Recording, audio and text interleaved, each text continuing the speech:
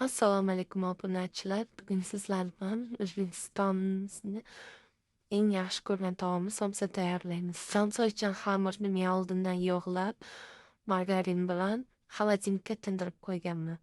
Xamirlarimizni navbatma-navbat bo'laklarga bo'lab yoyib olamiz va bitta katta bo'lak qilib, uni to'rtburchak xamir uchun yoyib oldim.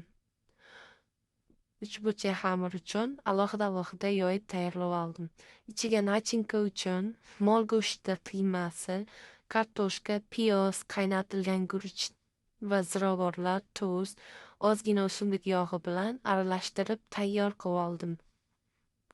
Yoyib tayyorlab bo'lgan xamirimizlarni navbatma-navbat aralashmalarimizni solib tuyib olamiz. To'rtburchak to'rtburchak somsani tuyish kimga qanday? Menga mana shu usul juda oson va qulay bo'ldi. Shu usulda ko'proq tugib ko'raman. Sizlarga ham tavsiya qilaman buni.